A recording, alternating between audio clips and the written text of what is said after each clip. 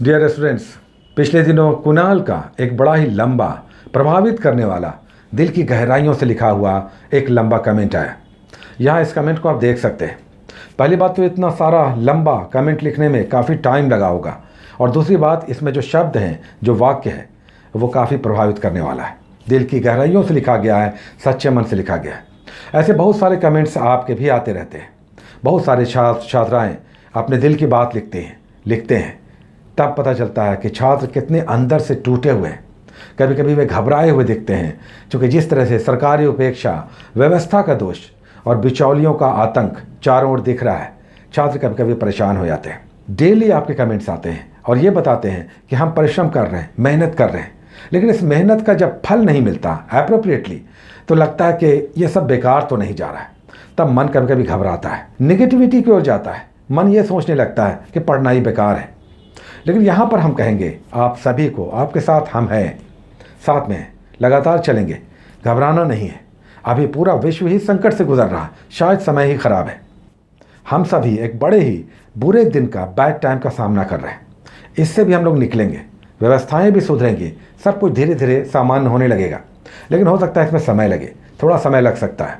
इसे फेस करना है, पूरे मन से फेस करना है, घबराना नहीं है। आप याद रखें कि आपके पीछे बहुत सारे ऐसे लोग हैं जो आप पर निर्भर हैं, आपको चाहते हैं, आपका इंतज़ार करते हैं, आपकी सफलताओं के बारे में दुआएं करते हैं।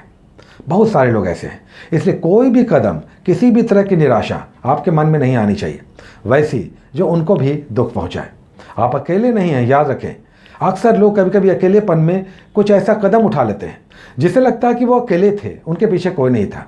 लेकिन अगर आप सच्चे मन से सोच कर गहराई से देखें तो आपके पीछे बहुत सारे लोग हैं। स्वयं आपके घर में ही बहुत सारे ऐसे लोग हैं जो आपको दिल से चाहते हैं, दिल की गहराइयों से, और आपकी सफलताओं की कामना करते हैं।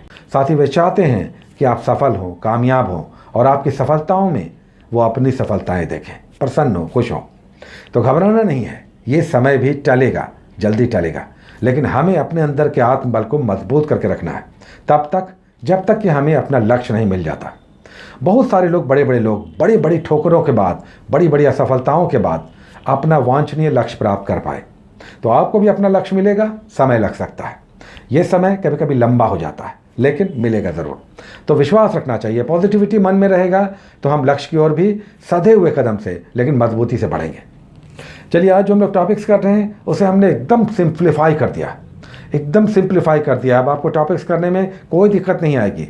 छोटे छोटे टॉपिक्स देकर दो पार्ट्स में इसे हमने बांट दिया है। एक तब हम जब बिहार के और दूसरे टॉपिक्स देते हैं, और दूसरे दिन सब्जेक्ट वाइज, साथ ही करंट अफेयर्स हम लोग डेली करते हैं। और आज एक बड़ी महत्वपूर्ण घोषणा है, वेरी इंपॉर्टेंट। और ये घोषणा ये है कि कल से होपफुली डेली नहीं तो एक दिन अल्टरनेट भी, जितना संभव हो पाएगा, टॉपिक बेस्ड एक प्रैक्टिस सेट हम लोग करेंगे। अपार्ट फ्रॉम जो हम लोग दूसरे टेस्ट करते हैं प्रैक्टिस सेट्स, उसे छोड़कर ये आपका टॉपिक बेस्ड एक प्रैक्टिस सेट रेगुलर आएगा। डेली शायद ना आ पाए, लेकिन रेगुलर आएगा, जिसमें कल आएगा आपका ज्योग्राफी का सामान्य परिचय, भारत का सामान्य परिचय, यानी भारत के भूगोल का पहला टॉपिक, भारत का सामान्य परिचय।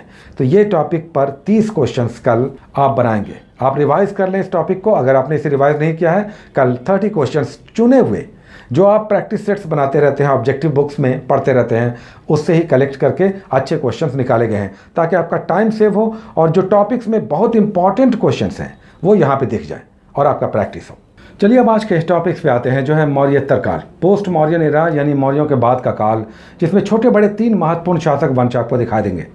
विशाल मौर्य साम्राज्य 150 ईस्वी पूर्व के आते आते पतनशील हो गया, जिसका अंतिम शासक वृद्धरथ की हत्या करके उनके ही सेनापति पुष्यमित्र शुंग ने एक नए वंश की स्थापना की। विदिशा को केंद्र बनाते हुए पुष्यमित्र शुंग ने अपने शासन का संचालन किया।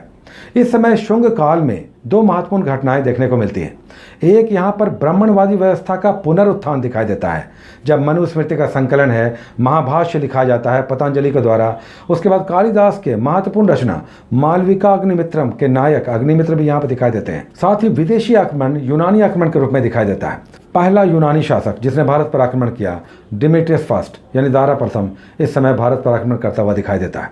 लेकिन शुंगों का भी जल्द ही अंत हो गया, जब कण्व वंश के वसुदेव ने इनके सत्ता का अंत कर दिया। लेकिन प्रथम शताब्दी ईस्वी के आसपास एक नए शासक वंश का उदय हुआ गोदावरी नदी के तट पर। प्रतिष्ठान या पैठन या महाराष्ट्र में सिमुक के अधीन एक नए शासक वंश का उदय हुआ, जिसे हम लोग सातवाहन वंश कहते हैं। इस समय कुछ नए प्रकार के सिक्के आपको दिखाएंगे, शासन का एक नया वर्ग दिखाई देगा, मात्र सत्तात्मक शासन व्यवस्था दिखाई देगी, जिसमें शासकों के नाम उनकी माँ के साथ जुड़े हुए दिखाई देते हैं, जैसे यज्ञश्री शातकर्णी, वाशुष्टि पुत्र पुलवामी, शातकर्णी प्रथम या हाल। ये सब महत्वपूर्ण शासक यहाँ पे दिखाई देंगे। इन्होंने प्राकृत भाषा को प्रश्रय दिया और उसे बढ़ावा दिया। तो कई सारे महत्वपूर्ण यहाँ पर ऐतिहासिक घटनाक्रम दिखाई देते हैं मौर्योत्तर काल में शुंग, कण्व और सातवाहन के अधीन। उसके बाद हम लोग फिजिक्स में दूसरा टॉपिक ले रहे हैं, जो है गुरुत्वाकर्षण, ग्रेविटेशन। तो इसे कंप्लीट करना है, चूँकि हम लोग गति कर चुके हैं और मात्रक और विमा कर चुके हैं। तीसरा टॉपिक हम लोग फिजिक्स में कर रहे हैं, गुरुत्वाकर्षण। तो अलग अलग स्थानों पर धरती के किस प्रकार का गुरुत्वाकर्षण कार्य करता है, और F=gmm/r², जो न्यूटन्स लॉ ऑफ ग्रेविटेशन है, इसे थोड़ा सा समझना है। साथ ही एस्केप वेलोसिटी क्या है ये समझना है, और केपलर्स का लॉ क्या है, केपलर के नियम क्या है, वो यहाँ पे दिखाई देंगे। तो आप गुरुत्वाकर्षण करेंगे फिजिक्स में। और एक टॉपिक आज जो तीसरा टॉपिक हम दे रहे हैं, जो रिवीजन के लिए है, जो आप पहले कर चुके हैं, जिस पर कल 30 क्वेश्चंस का एक सेट दिखाई देगा। और यह है कि भूगोल में भारत की सामान्य जानकारी। सामान्य जानकारी भारत की, यानी भारत किस तरह से स्ट्रेच है, उत्तर दक्षिण में, पूर्व पश्चिम में, सीमाओं की क्या व्यवस्था है, किसके किसके साथ किस प्रकार की सीमा लगती है, ये सब डिटेल्स आप भारत की सामान्य जानकारी में करेंगे। उसके बाद हम लोग एक राज्य रेगुलर करते हैं, जिसमें हम लोग नॉर्थ ईस्ट में मूव कर रहे हैं। आज हम लोग चौथा राज्य ले रहे हैं, जो नागालैंड होगा। क्योंकि असम कर चुके हैं हम लोग, मेघालय कर चुके हैं, अरुणाचल प्रदेश कर चुके हैं। चौथा राज्य आज हम लोग करेंगे नागालैंड, एक महत्वपूर्ण राज्य। ये पहले भी शायद हम लोग कर चुके हैं, आज हम लोग फिर से रिवाइज करेंगे। तो नागालैंड के डिटेल्स लेना है। पहाड़ी राज्य है, तो यहाँ पर हाईलैंड्स आपको दिखाई देंगे, दर्रे दिखाई देंगे, घाटियाँ दिखाई देंगी, नदियाँ दिखाई देंगी, कुछ कल्चरल हेरिटेज दिखाई देगा, बहुत कुछ होगा इस राज्य में, नागालैंड में। और फिर हम लोग करेंट अफेयर्स करते हैं 2 अलग अलग डेट्स में, एक बिल्कुल करेंट और एक जनवरी का। तो आज हम लोग 2 सितंबर का डेट वाइज करेंगे, इसके कुछ महत्वपूर्ण करेंट अफेयर्स निकालेंगे। और फिर उधर 15 जनवरी का डेट वाइज आपको कम से कम 7-8 करेंट अफेयर्स निकालना है। दोनों मिलाकर 14-15 करेंट अफेयर्स निकालेंगे आप डेट वाइज, यानी 2 सितंबर और 15 जनवरी का।